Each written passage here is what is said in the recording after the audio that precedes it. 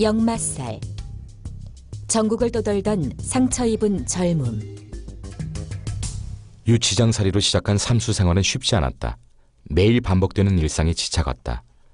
고3과 재수 때 수없이 들여다본 책들을 다시 보는 것은 차라리 고문이었다.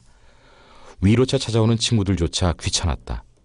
공부가 잘 되지 않는 날에는 한없는 추락감에 밤을 새웠다. 어렸을 때 한없이 떨어졌던 악몽이 반복됐다. 별다를 것 없는 아침. 아침밥을 먹고 가방을 맨 다음 하숙집을 나왔다. 학원이 아니라 고속터미널로 갔다. 역마살의 시작이었다. 역마살은 말려질 수 있는 게 아니었다. 그놈은 평소에 뱃속 깊숙이 처박혀서 꼼짝도 하지 않는다. 기회를 엿보던 놈이 슬금슬금 일어서면 몸에 전기가 오기 시작한다. 한순간 놈이 주먹을 쳐들어 머리통을 내리치면 그걸로 끝이다. 한 번 동안 역마살은 쉽게 추스러지지 않았다. 가슴이 답답해 견딜 수 없으면 서울역이나 고속터미널로 갔다. 무작정 전국을 떠돌아다녔다. 역마살에 이끌린 처녀 여정의 첫 방문지를 잊을 수 없다. 공주 우금치 고개였다. 탐관오리와 지주들의 횡포를 견디다 못해 동학 농민군이 봉기했다. 밟으면 밟혀 죽었던 농민들이었건만 절박한 생존 본능, 동학의 종교적 신념, 척양척외 구국의 명분이 합쳐지자 농민군의 위세는 들불처럼 번져갔다. 순식간에 전주를 점령했다. 일본군이 임금을 핍박, 감금하고 있다는 소문이 났다. 농민들은 임금을 구한다며 서울로 진격했다. 임금이 보기에는 핍박, 감금하고 있는 일본군보다 봉건 질서를 파괴할지도 모를 농민군이 더 위험했다. 농민군 토벌에 일본군을 끌어들였다. 농민군과 일본군은 우금치 고개에서 맞닥뜨렸다. 의기는 높았고 위세는 장했지만 10,000명에 이르는 농민군 손에 들린 무기는 죽창, 쇠스랑, 곡괭이가 전부였다. 반면 수백 명에 불과한 일본군은 고도로 훈련된 정예군이었고 최신식 총을 가지고 있었다. 농민군은 대패했다. 우금치 고개에 서서 붉은 노을을 보았다. 피에 물든 약소국 민초들의 쓸쓸한 뒷모습처럼 보였다.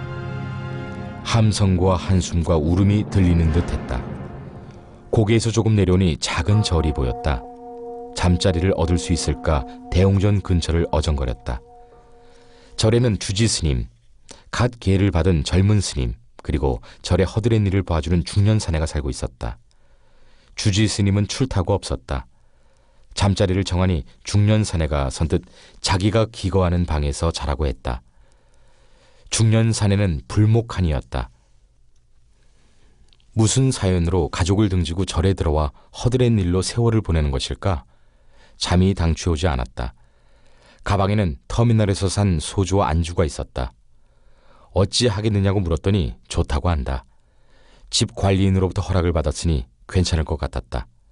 주거니 받거니 하며 이런저런 얘기를 했다. 새벽녘이 되어서야 잠이 들었다. 어느 날 호남선 열차에 올라탔을 때였다. 앞자리에 앉은 아저씨가 오징어에 소주를 마시고 있었다. 빤히 쳐다보니 한 잔 따라주었다. 한 잔이 두 잔 되고 몸이 풀리니 자연스레 말문이 터졌다. 보아하니 학생 같은데. 저 삼수생이에요. 그래? 그런데 어째 삼수생이 공부는 안 하고 돌아다녀? 그냥 마음이 헛헛해서요. 너 어디 잘 데는 있냐? 말씀만이라도 너무 고맙죠. 눈이 떠졌다. 아침이었다. 머리는 아프고 목은 말랐다. 아저씨는 출근하고 없었다. 아주머니가 해장국을 끓여 상을 내왔다. 새댁이었다. 새댁 얼굴을 보고 어제 만난 아저씨가 중년이 아니라 사촌형 나이쯤 되는 젊은 사람이었음을 알았다. 남편이 먼저 출근하면서 얼굴 못 보고 가서 미안하다고 전화래요. 차비에 보태라고 돈도 조금 놓고 갔어요.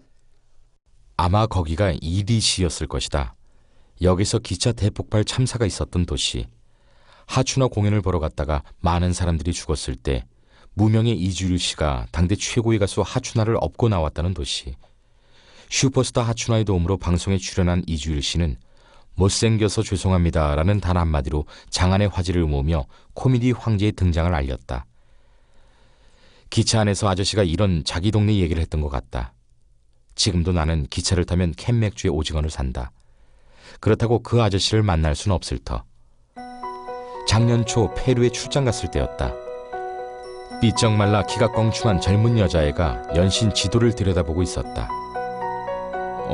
보아하니 한국 학생 같은데? 예, 코이카 통해서 에콰도르에 와 있어요. 그래? 그런데 어째 페루를 돌아다녀? 에콰도르에서 태권도 국가대표 코치 2년 마쳤거든요. 마음이 허전해서 이곳저곳 다니고 있어요. 너 어디 잘 데는 있냐? 그런 말씀만 들어도 고맙죠. 이 친구는 여행을 마치고 한국에 돌아와 우리 사무실에서 수개월간 인턴으로 일했다. 태권도 전 국가대표 김수정이다. 지금도 우리 사무실에 왔다 갔다 한다. 참, 기차에서 그 아저씨는 소주를 주었지만 페루에서 수정이에게는 소주를 주지 않았다. 절 이름이 어찌 운주사래요? 배가 물에 떠서 움직인다는 뜻이라. 어째 이 깊은 산골에 배는 무엇이며 물은 또 무엇래요? 새로운 세상은 배가 되는 것이고 물은 우리 같은 중생이지. 우리가 물이 되어 고이면 배가 떠서 나아가는 것이지. 대하소설 장길산 중에서 역마살이 동해 전국을 떠돌 때면 황석영의 장길산을 들고 다녔다. 대하소설의 백미 장길산, 책 마지막에 등장하는 운주사. 어린아이가 할아버지에게 물어보듯이 나도 화순 운주사에 가고 싶었다. 지금이야 가기 쉬워졌지만 그때만 해도 교통오지였다. 땅바닥에 손바닥만한 석상 조각들이 굴러다녔다. 이곳저곳에 사람 몸뚱이만한 못생긴 석상들이 비스듬히 서 있거나 자빠져 있었다. 경주 박물관에 있는 금불상과는 달랐다. 그저 우리네 필부의 모습이었다.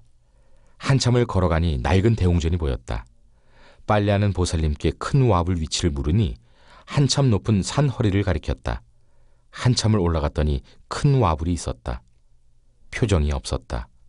왜 표정이 없을까?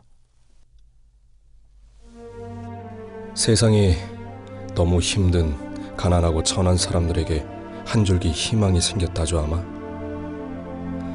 하루 낮 하루 밤 만에 탑 1000개와 불상 1000개를 만들어 세우면 새로운 세상이 온다고 말이죠.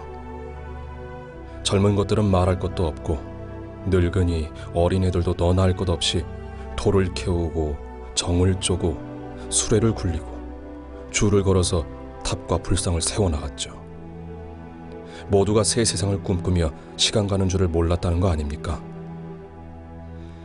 첫 닭이 울 시간이 다가오고 있었습니다.